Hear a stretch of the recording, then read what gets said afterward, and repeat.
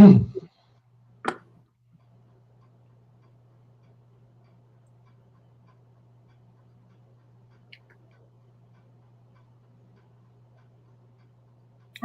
we are live. Well, I suppose we are live.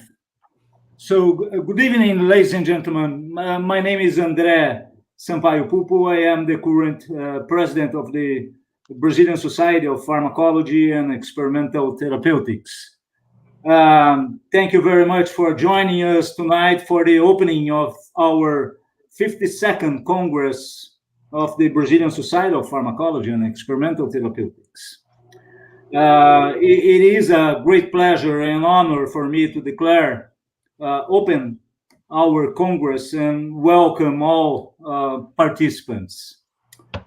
Well, during the opening of during the opening ceremony of our 51st Congress last year in Maceió, I mentioned that one of the biggest values of a scientific Congress is its ability to help us all return to our own institutions with new ideas, new tools, new skills, and connections, which will immediately impact our work. Well, 2020 presented us a new challenge, and unfortunately, our 52nd Congress will be held entirely online. Therefore, other goals need to be fulfilled by our Congress. And one of these goals is to celebrate high-quality pharmacology. We are very thankful to all society members who submitted proposals for conference, symposia, and roundtables. Only because of your proposals, the scientific committee was able to arrange this Congress and a Congress with an outstanding scientific program that we are sure will please us all. So thank you again for joining us. We are sure you will enjoy our meeting. And now I would like to invite Professor Jamil to introduce Professor Chris Sobey, the speaker of our opening conference. Please, Jamil. Thank you, Mr. President, and good evening to everyone. It is my honor and privilege to present Dr. Chris Sobey. Dr. Chris Sobey is professor of physiology and senior research fellow from NHMRC in La Trobe University in Australia. He is co-director of Center of Cardiovascular Biology and Disease Research, and he is a professor in physiology. Dr. Chris has more than 200 publications and more than 14,000 citations, and his age index is 64. At least it was in January of this year. Dr. Sobey is also the senior editor of the British Journal of Pharmacology since 2016, and he has several commitments in money agencies and several journals in the world. And his main interest in research is oxidative inflammatory mechanisms that occur after brain stroke and trying to develop new approaches to treat stroke patients. And it's about this very interesting subject that he's presenting his talk tonight. And I thank you very much, Chris, for accepting our invitation. It's an honor for the society to have you talking to us. The audience is yours. Thank you again. Thank you very much, Jamil. I will try and share my screen. Hopefully that's working now. And thank you very much for the invitation, both Jamil and President Pupo. It's an enormous privilege and honor to speak today at your Brazilian Congress. And I'm a cardiovascular basic researcher, a pharmacologist, as you've just heard. And I'd just like to tell you a little bit of a story of some of the work that we have been doing in this area of targeting brain inflammation after stroke over the last 10 years or so. As you will know, let me just get this pointer. Ischemic stroke is caused by an occlusion of a large cerebral artery, resulting in the blockage of blood flow to the tissue downstream. And this is a very common event. It's the second leading cause of death in the world, a huge problem, leading cause of permanent disability, with 17 million strokes worldwide every year, 6 million stroke-related deaths. After all this time, we still only have one drug that is suitable for treatment of stroke, and that's the clotbuster drug, the recombinant tissue plasminogen activator. And there's a lot of limitations in the use of this drug. It must be given within 4.5 hours for it to be safe. And this also requires a CT scan to confirm that the stroke is caused by a clot and not by a bleed. It can be given a little bit later if there's a penumbra that is evident on the scan, but in general, it's mainly effective within 4.5 hours. And this restricts its use to maybe 15% of patients. Since 2015, there has been the ability to physically remove a clot from a large cerebral artery using mechanical thrombectomy. Ideally, this needs to be done within 6 hours of the stroke, also requiring sophisticated neuroradiological equipment and expertise. And there's probably only another 10% patients maximum that can benefit from this treatment. So as you can see, with this enormous clinical problem and very limited options, it's very important to understand better about the pathological mechanisms that are occurring and identifying new ways that we could treat stroke patients and help their recovery. We've known for about 20 years or longer that most of the injury that occurs in the brain after a stroke happens very, very quickly, and that is due to excitotoxicity. Of course, there is no energy reserves in the brain, so neurons and other brain cells are entirely dependent upon the continual supply of oxygen and glucose and other nutrients through the blood. And so any interruption to that supply has devastating consequences, especially to neurons that have such high energy demands. And as a result, there's an enormous amount of injury that occurs within minutes. And this represents the dead tissue in the core of an infarct. And realistically, we can probably never stop this from occurring. And lots of failed clinical trials have been targeting excitotoxic mechanisms. And not surprisingly, perhaps, these are not successful because we just can't get these kinds of drugs into patients quickly enough to have an effect. But about 20 years ago or more, it became apparent that inflammation was driving sort of a second wave of brain injury in this threatened area that is known as the penumbra, such that beyond the initial infarct produced in the core, inflammation seems to be promoting further cell injury and death over a period of hours or even days after the stroke.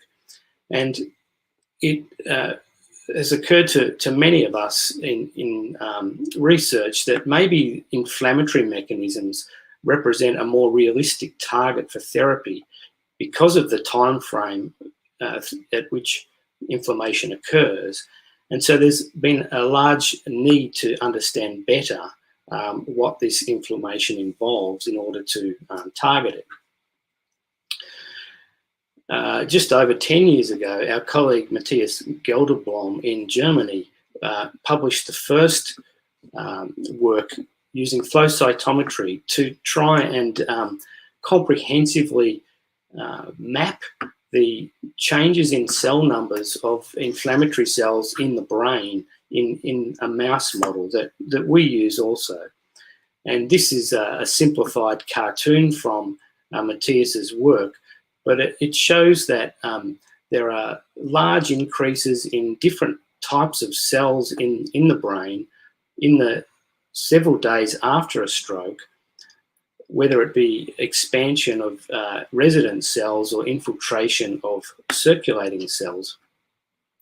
And these cells increase in different numbers and in different time courses, and there will be active and silent versions of these cells that we need to understand, and even the less numerous cells also comprise lots of different cell types that have their own temporal profile. And so it became very clear that this inflammatory profile is a very complex one, and it's quite a challenge to think about what types of cells are perhaps most culprits that need to be specifically targeted. Now, we commenced a number of studies over about 5 years beyond, just after that time, where we were identifying targets to try and exclude certain types of cells using the chemokine receptors that they express. And chemokines, of course, are generated in the injured tissue and signal to these cells to come into the tissue. And to make a long story short, we found that this approach really was not effective in ultimately trying to reduce the amount of brain injury and impairment, even if we could exclude certain cell types from the brain. For example, targeting CXCR2 to keep out neutrophils was effective at keeping the cells out, but not improving stroke outcome. Targeting CCR2 to keep out Ly6C high monocytes, which are generally regarded as being pro-inflammatory and detrimental in many inflammation situations, was actually worsening the situation in stroke. And if we used a broad specificity chemokine binding protein to block increases in chemokines in the blood and really reduce the amount of cells getting into the brain, using this approach, we could do it for a day or two, but really just only delay the inevitable inflammatory response and the injury and impairment produced. So this approach proved not to be effective. After that, we thought about changing the activation state of the inflammatory environment using Th2 promoting cytokines, such as IL-33.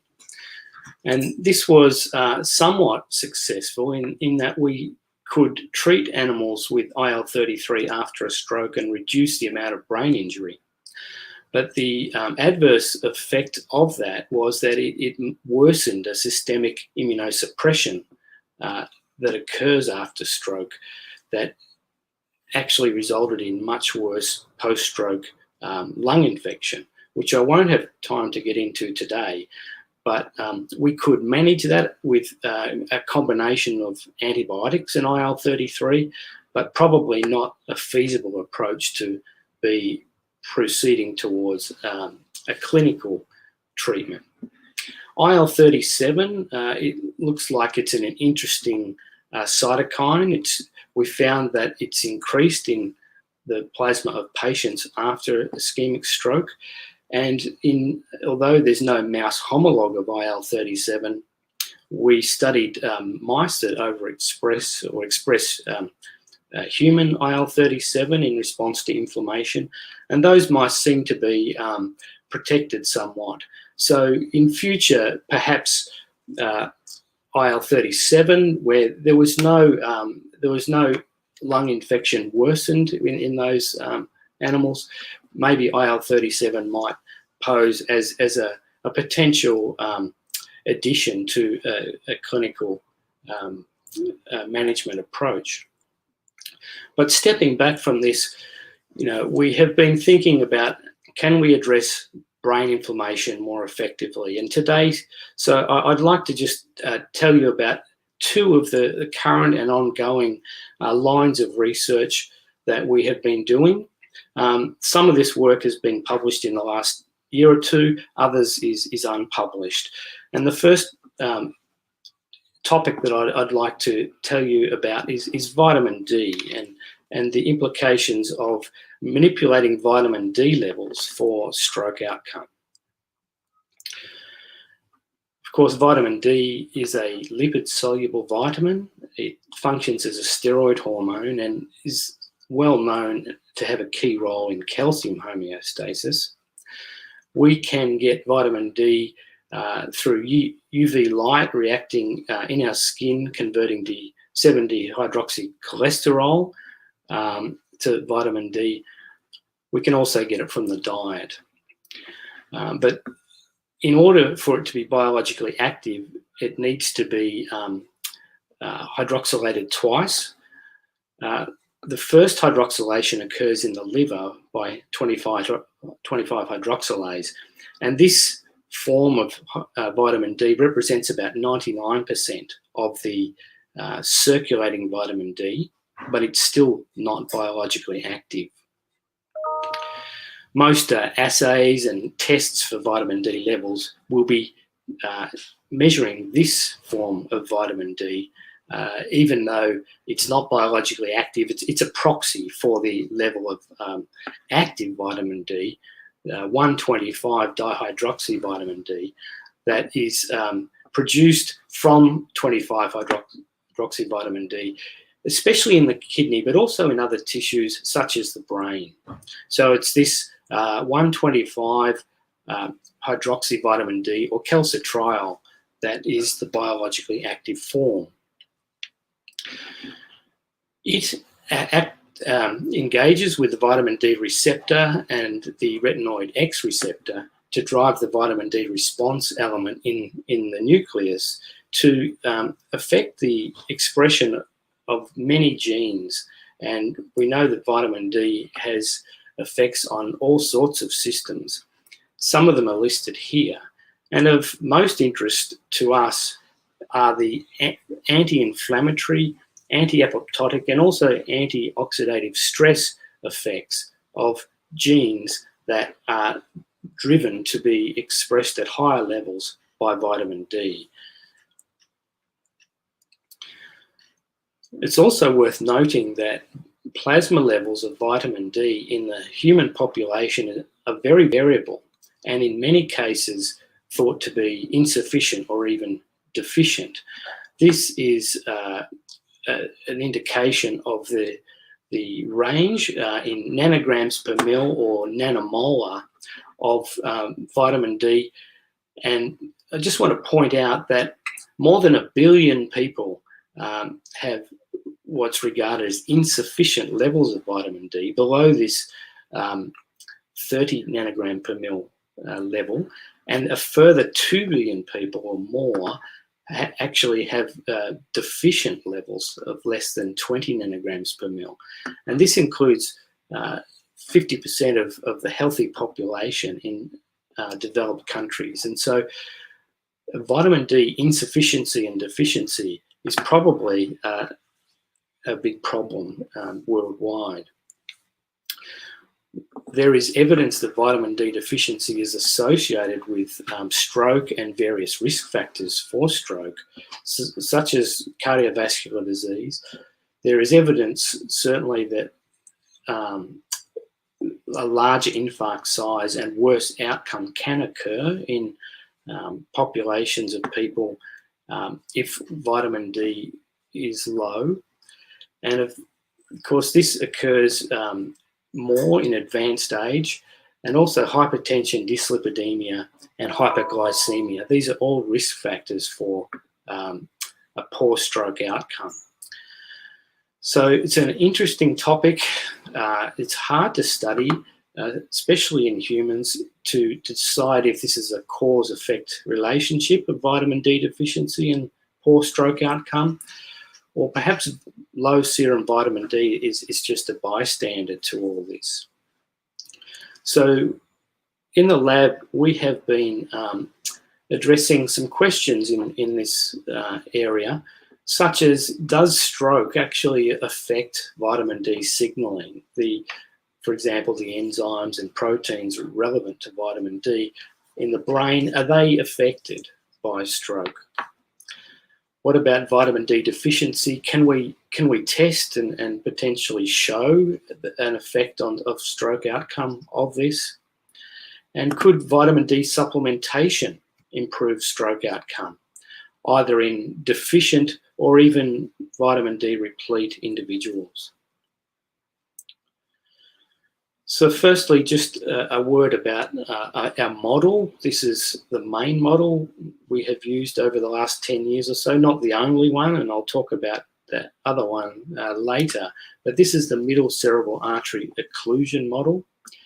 It involves a filament being inserted into the cerebral circulation, up into the internal carotid artery, circle of Willis, and occludes the origin of the middle cerebral artery. And so all the tissue downstream of that occlusion is then made ischemic. We can confirm that blood flow is reduced at the time of the insertion of the filament using a laser Doppler probe applied to the outside of the skull, and we can see a prompt reduction in the signal, which returns if we retract the tissue, the filament, to simulate reperfusion.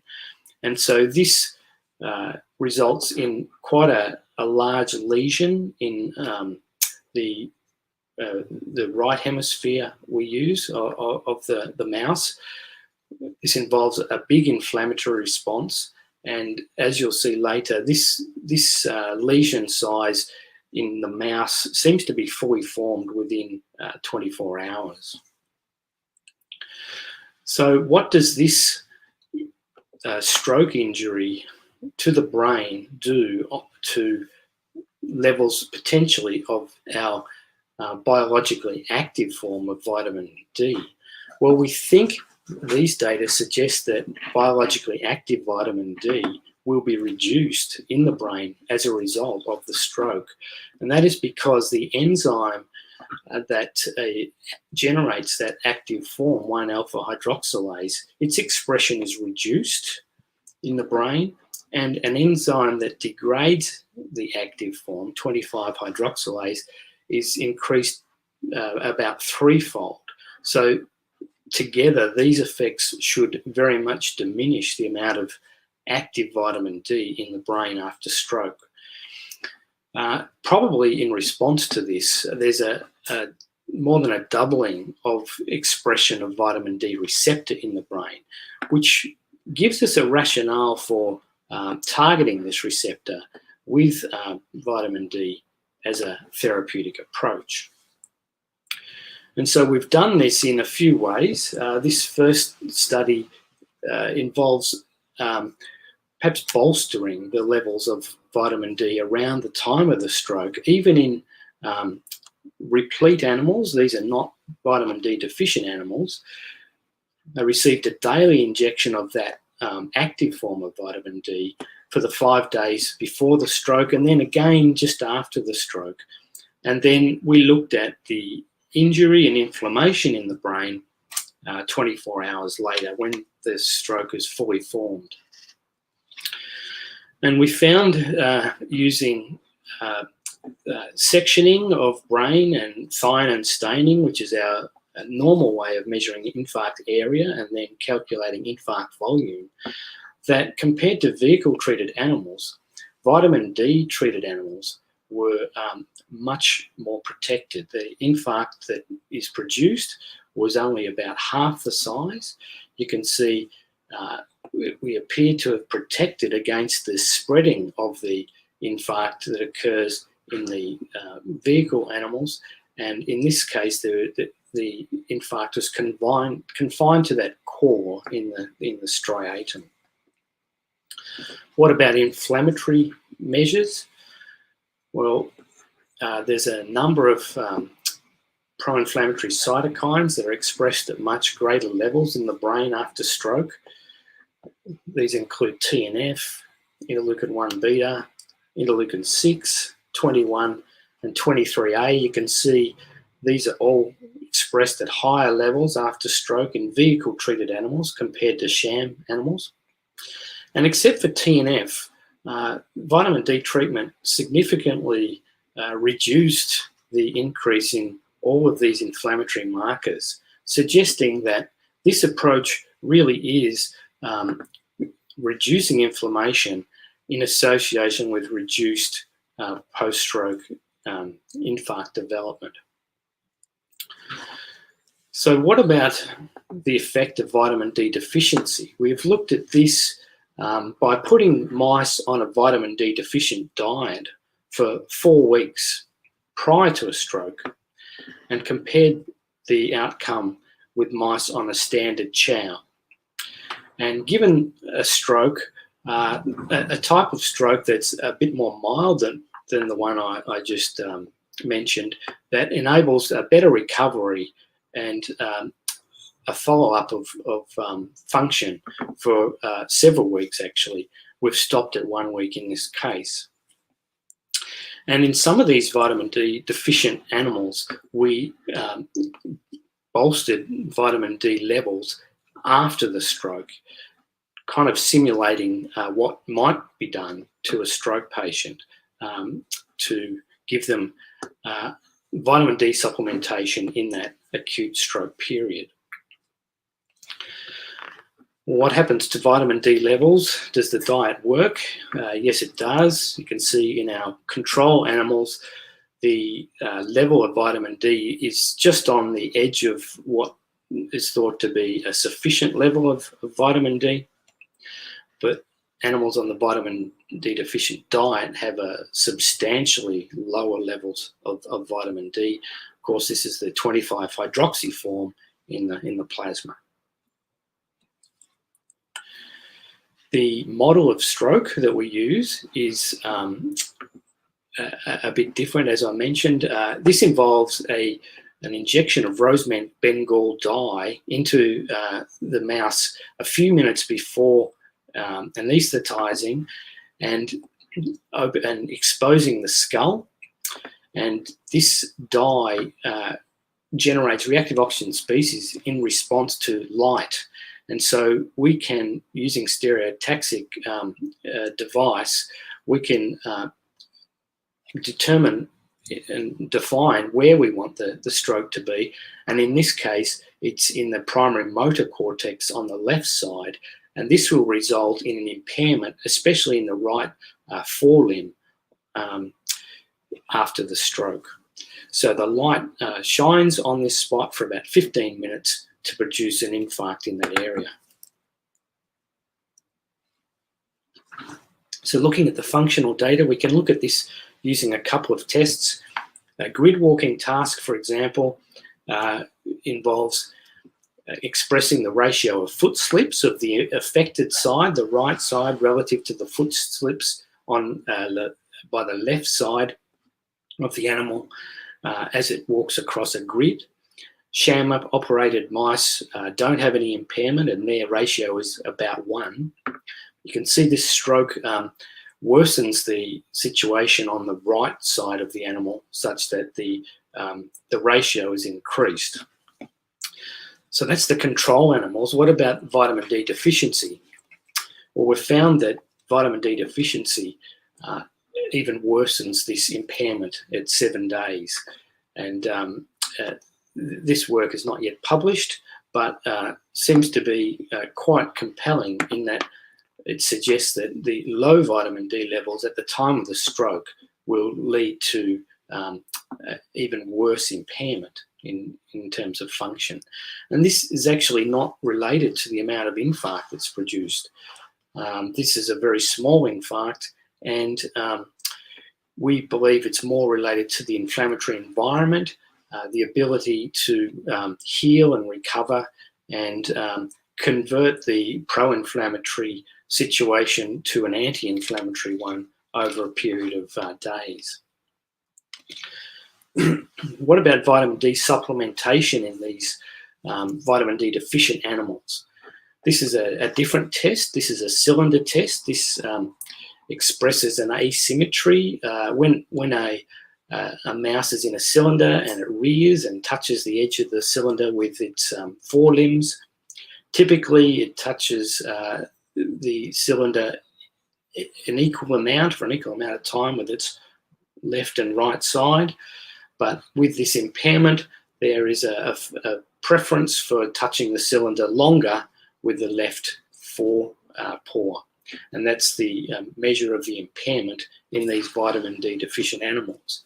But in animals that received vitamin D supplementation immediately after the stroke and daily for 7 days, you can see we can largely remove that impairment at 7 days, suggesting that even in vitamin D supplementation, even in vitamin D deficiency, we can potentially quickly supplement with vitamin D after a stroke and limit the amount of injury that develops. And again, this seems to be unrelated to the overt amount of injury that was occurred at the time of the stroke.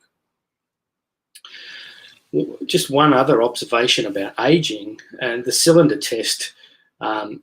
The cylinder test is not as sensitive to pick up the effects of vitamin D deficiency in young animals. You can see that there's equal impairment in control and vitamin D deficient animals at 4 months of age.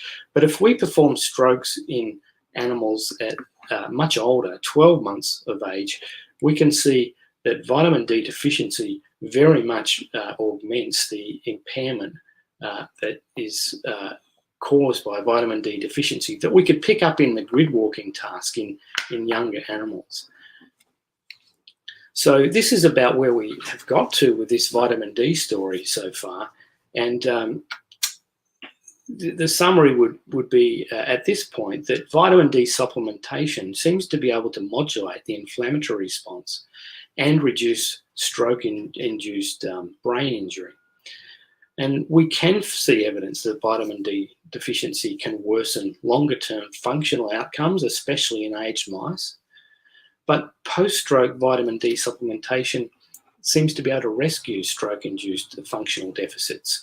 And so manipulating levels of vitamin D, especially in older people and perhaps even after strokes, can be an attractive idea to pursue towards a very easy clinical change. So I'd just like to spend the last part of the talk today on a type of cell therapy that we have been very interested in and involved in for about the last 10 years. And as opposed to perhaps a single drug and the idea that a single molecule might be able to bring about an improvement in such a complex pathology as brain injury after stroke, the idea that cell therapy might be a candidate for stroke therapy has really gained a lot of interest, because cells could be regarded as, stem cells in particular, could be regarded as little mobile pharmacies that could make their way to the site of injury and deliver a range of molecules, perhaps in appropriate doses and locations that might be more effective than systemic administration of a single drug. And we've been very interested in this cell type that exists in the amnion. So just to remind you, the amnion is the sac that a human baby grows in, epithelial cells lining the inside of this sac. And the amnion and the placenta, of course, are discarded after birth, and so this tissue is readily available, and this tissue has been known for a long time to have healing properties and has been used for burns and also eye injuries. And our colleague, Professor Ewan Wallace, and Associate Professor Rebecca Lim at Monash University have been pioneers in trying to understand the properties of the cells that bring about this, this healing effect of the amnion. And they and others have shown that these cells do have pluripotent properties, although we don't think this is so important for our work. But they are very safe in that they don't form tumours, they don't express telomerase. They go underneath the radar of the immune system. They have high levels of expression of HLA-G. And one great advantage of this is that you don't need to give the recipient immunosuppressant drugs. So these cells can be used in other individuals or as you'll see, in other species. They're very easy to harvest, unlike bone marrow derived cells. And what's perhaps most important and interesting in terms of their effect in our work is their very powerful immunomodulatory properties. Not only do they seem to be able to get to the site of injury, they seem to quieten down the inflammatory response, convert it to a healing anti-inflammatory response, and that is probably how they're doing their work. The sort of questions that we have been exploring with these cells in stroke over the last 10 years or so is, can we administer them acutely, so shortly after a stroke, systemically, so intravenous injection, to see a reduction in brain injury and functional deficits after stroke? And then what about the delayed administration of cells, for example, for a day or longer after stroke, bearing in mind that one of the big problems with clotbuster use is the time frame it needs to be given in. Can we delay administration and still see long-term improvements? And then this work is in rodents. What about non-human primates? We have assessed the cells in marmosets. I'll show some of that. And then the ultimate aim was to commence clinical trials. So, of course, there's been a lot of people contributing to this work, and here's just some of them. Brad and Megan have led most of the preclinical work in mice, together with Andrew. Ewan and Rebecca are the world leaders in the use of these cells for therapeutic use, and they have a number of trials proceeding in lung injury in preterm infants using these cells.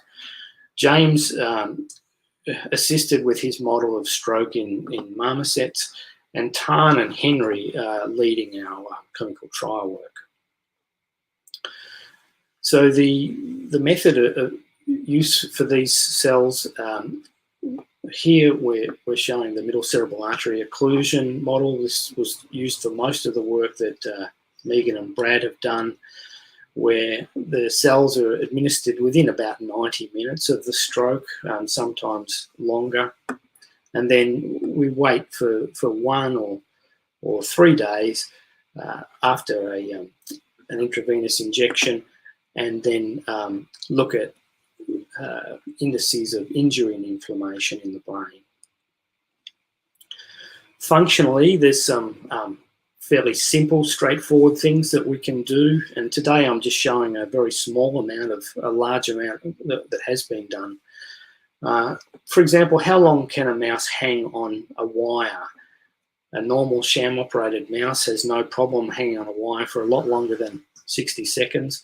But after a stroke, whether it's 24 hours previously or 72 hours previously, mice can typically only hang on to a wire for about 20 seconds.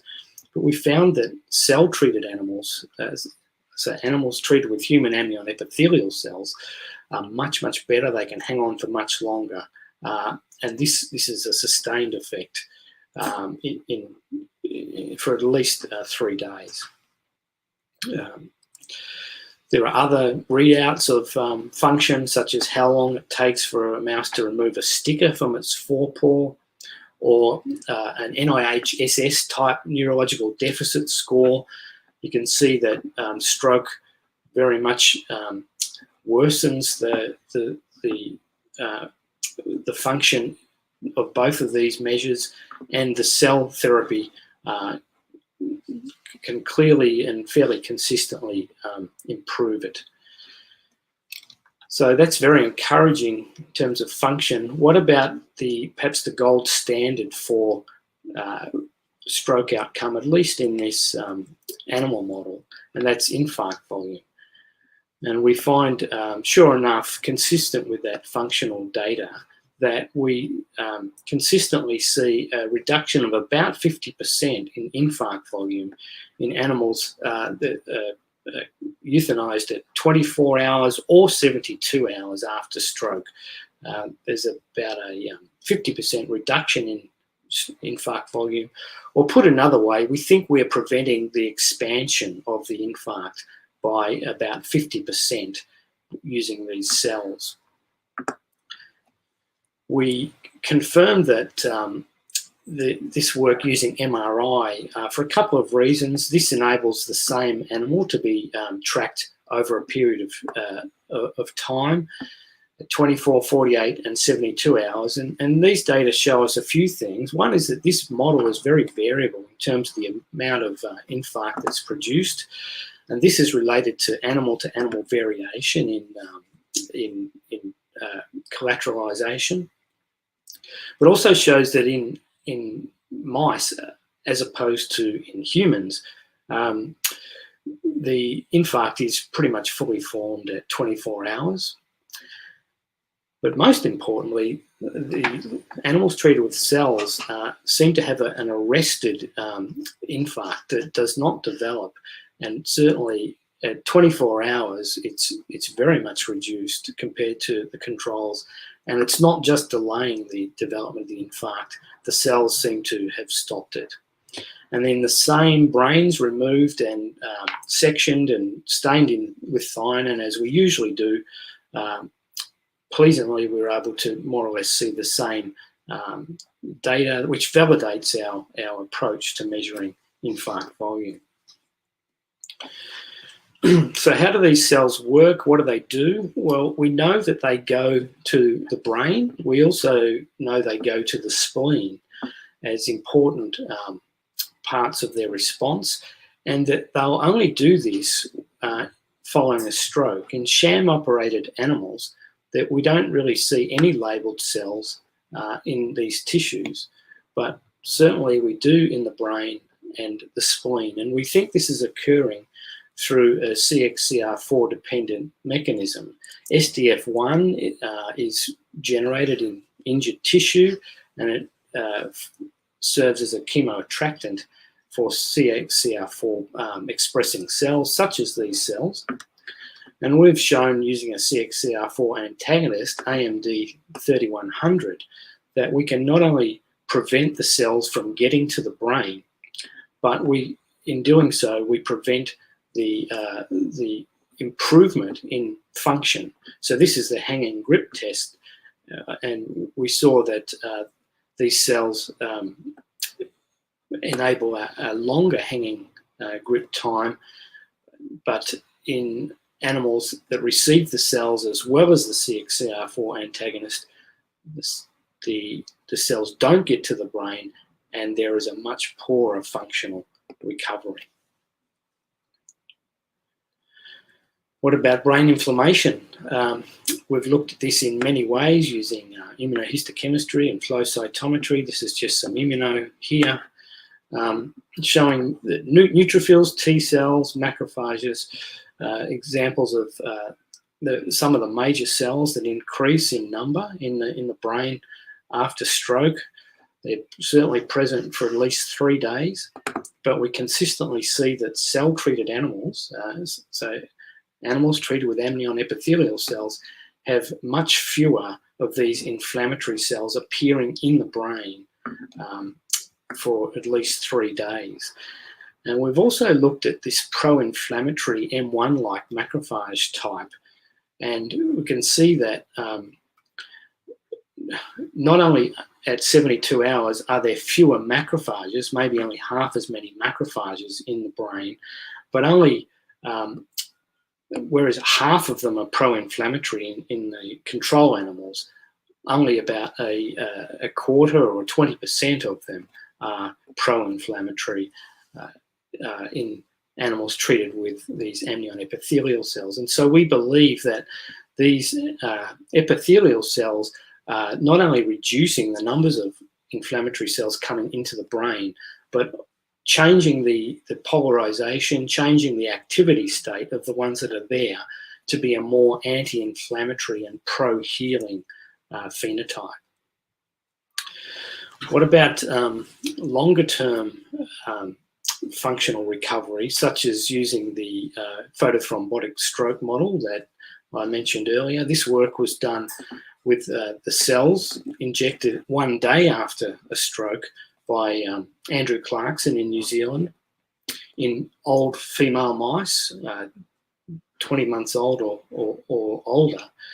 And he looked at their cylinder test data, grid walking data, weekly for 8 weeks. And so here we're simulating perhaps what would be more a realistic clinical scenario, where it's not for a few hours or at least perhaps a day before we can get cells into a patient. And what happens, even if it's too late to affect infarct size and infarct development, can we promote long-term recovery? And these data, excuse me, indicates that there's no real effect as expected on infarct volume, but we do see quite impressive effects on cylinder test functional outcome over 8 weeks. So just to help you follow this, the cylinder test impairment is pretty much stable. There's no improvement for the red group, they're animals that just received stroke and vehicle, or the dark blue group, animals that receive stroke but no cells until day 14. But in the light blue group, animals that receive stroke and then cells the following day, or in the orange group, cells at day 1 and again at day 14. We see maybe almost a 50% improvement in functional impairment at 8 weeks. And so this is very exciting data to suggest that even giving the cells a day after stroke, when it's too late to affect infarct volume, we can still promote significant functional improvement.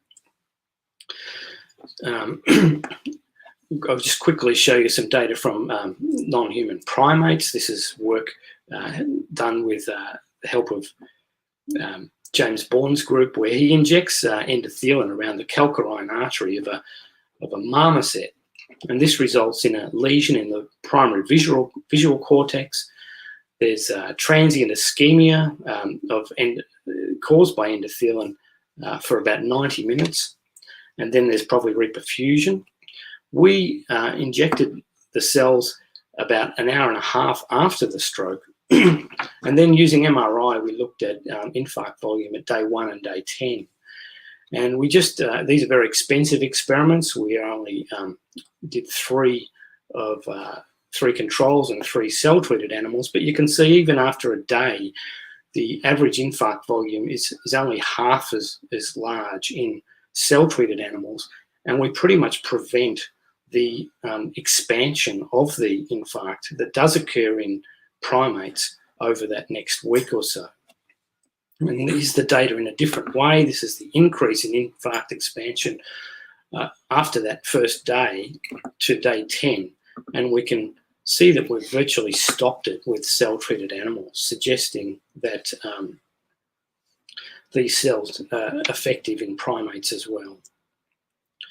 So just to summarize that preclinical work, it appears that intravenous injection of these cells can ultimately improve function by reducing infarct size via effects on the brain and also by the spleen, which I haven't had time to talk about today. This involves anti-inflammatory effects, but probably also anti-apoptotic effects. So this work was ultimately published after the input of many, many people in 2018, and this resulted in philanthropic support and also funding for a phase 1 clinical trial. And this trial is underway. I'll just describe what we're doing, but there's no real data to report yet. This trial is called IACT, phase 1 trial of amnion cell therapy for ischemic stroke to establish the maximum tolerable dose of these cells in acute stroke patients, being led by our stroke clinicians, Tan Phan and Henry Ma, and cells provided and produced by Rebecca and Miria. The trial is registered on the Australian New Zealand Clinical Trial Registry. The protocol has been published. There's to be 15 patients, and these receive treatment doses in a stage-wise escalated manner, starting at 2 million cells per kilogram, and for 3 patients, and then doubling again for the final 3 patients who receive 32 million cells per kilogram. And just to put that in context, we give 1 million cells to a mouse that's about 25 grams, that's about 40 million cells per kilogram. So we're pushing up towards that amount. Inclusion-exclusion criteria is shown there. Basically, the cells are being given within 24 hours of a stroke in the middle cerebral artery territory in patients that have fairly mild strokes, 6 to 15 on the NIHSS scale. And what we're really looking for here is safety initially, and then how many cells the patients can tolerate. We've recruited 8 patients so far. You can see the NIHSS scores are pretty mild, and we have had 3 patients receive 2, 3 patients receive 4, and 2 patients receive 8 million cells per kilogram. The trial's going well. There's been no serious adverse events, and hopefully the data will be finalised and published next year sometime. This is the first 2 cases. There's some media around that. Kevin and Tony have done very well. And as we draw the time to a close, I'd just like to acknowledge a lot of people and highlight the ones that's shown on this screen for the work in the cell therapy as well. We've, of course, had funding support from Heart Foundation, the Australian Government, and the Beluga Foundation. And this is our research group that performs this work that's co-led by Professor Grant Drummond. So, Jamil, if you can hear me, I might leave it there and be happy to take questions. Thank you very much, Chris, for this very nice talk. I have some questions here, and I will ask the people in the backstage to screen the question number 2, please. And I will mix some other questions with this one, right? Yeah. The question number 2 relates to vitamin D in COVID infection, since COVID infection produces endothelial dysfunction. The question is if vitamin D should be included in the therapy.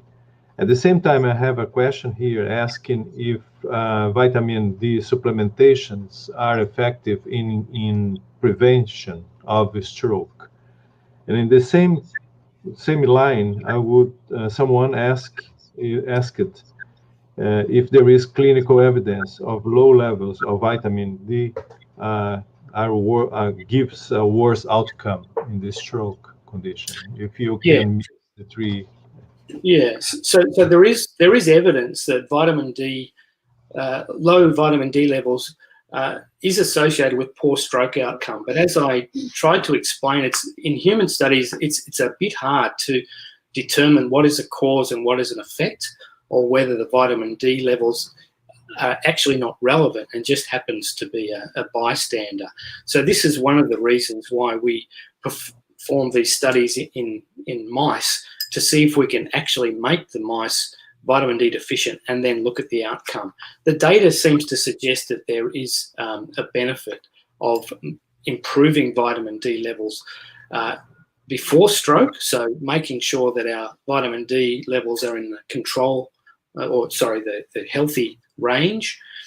But yes, supplementation, our data suggests that supplementing even after stroke and even in vitamin D deficient animals can be protective.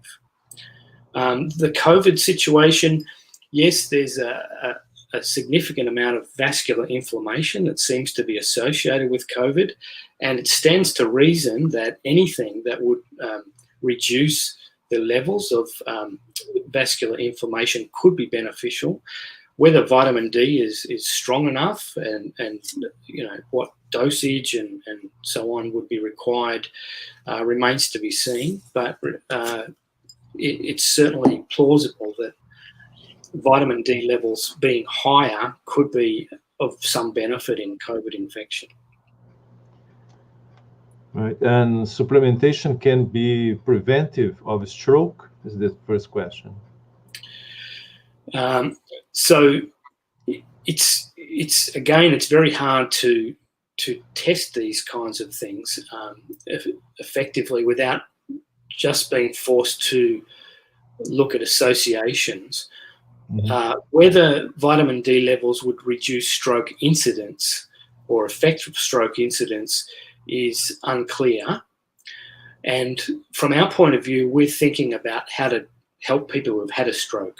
And so I think we do have compelling evidence that if you've had a stroke, maybe vitamin D could be helpful in that, certainly that acute phase period, but also vitamin D levels being higher at the time of a stroke appear to be also beneficial. I still have two more questions regarding vitamin D. The first one is if vitamin D changes M1 to M2 macrophage phenotypes.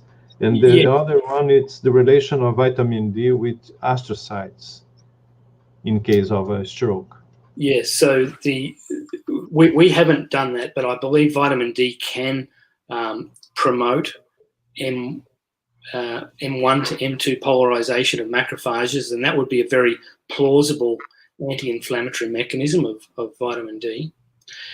In terms of astrocytes, there's a glial scar that forms around an infarct after stroke that is primarily comprised of astrocytes. And in vitamin D deficient animals, I didn't have time to show this, but in vitamin D deficient animals, that glial scar is very much thinner. And so we think that vitamin D is protective in the injured brain through a mechanism that at least involves astrocytes as well. Well, there is one question regarding the amnion cells. The question is if ethical issues that are always happening in stem cells happens rather the amnion cells. Yes, so this is another advantage of these cells. As I mentioned, this tissue is discarded after birth. So, and these are adult cells. These are not embryonic cells or anything like that. And so there's likely to be, well, there is much fewer ethical barriers to the use of those cells. And I have another one regarding vitamin D, asking if the anti-inflammatory mechanism of vitamin D in brain tissue has been elucidated so far. Yeah, so this is what we're working on at the moment. A large amount of that vitamin D work is still not published, and the sorts of things that we've mentioned already are the type of mechanisms we're looking at. Another question is regards to, it's a comment, IL-33 contributes to psoriasis severity. Psoriasis patients have greater risk of stroke? Do they? Or do they? Yeah. Do they have a greater risk? I'm not sure about that. We're very interested in whether patients with autoimmune disease, for example, or other kinds of sort of immune organ-related illnesses might have different risks in terms of a stroke or outcome after a stroke. Of course, IL-33, if it's important in psoriasis, it's probably another reason why it's not perhaps a very ideal therapy. But in terms of proof of concept, to show that you can shift the inflammatory status or environment in an individual and affect the degree of brain injury that occurs is useful information. Okay, I have one more. Let me just read here. I'm thinking about the homing of cells in the infarcted area and how works the selection of the recruitment of these amnion cells and decrease of homing. So how do they home to the tissue? Is that? Yes, how it works, the selection of recruitment of the amnion cells and decrease of homing in the inflammatory cells. Yeah, so these cells express CXCR4, and where there's injury in tissue, there's stromal-derived factor produced, SDF1, which is the chemoattractant for CXCR4 expressing cells. Most stem cells will express CXCR4, but so this causes the cells to cross out of the bloodstream and home to that injury site. And it's interesting. It's not restricted to the brain injury. We of course remove some hair from the skin of mice when we're doing the surgery, and we see a very strong regrowth of hair in the mice that have received cells. And there's likely to be anywhere there's inflammation or injury, these cells will go to. Okay. And the last question, I will take the liberty to do it myself as my question, right? Due to the similarity of the structure between vitamin D and corticoids, yes. Maybe this effect, it's a corticoid-like effect of vitamin D in at least in terms of inflammation. Yes, I think that's probably right, Jamil. Yeah. Okay. So I thank you very much, Chris, for your very nice talk. I'm having several comments on the YouTube congratulating your talk, and thank you very much. And if anyone is interested, it's very easy to find Professor Chris Sobey in the internet. So if you need or want to talk with him, just send him an email, and I'm sure he will be happy to answer your question on your research plans. And again, I would like to thank you, the Society, for accepting the invitation, and thank you very much, Chris. And I hope sometime in the future you can come in person to Brazil to see our very nice country. Thank you very much. Thank you. I'd love to come to Brazil. Thank you, everybody. Thank you.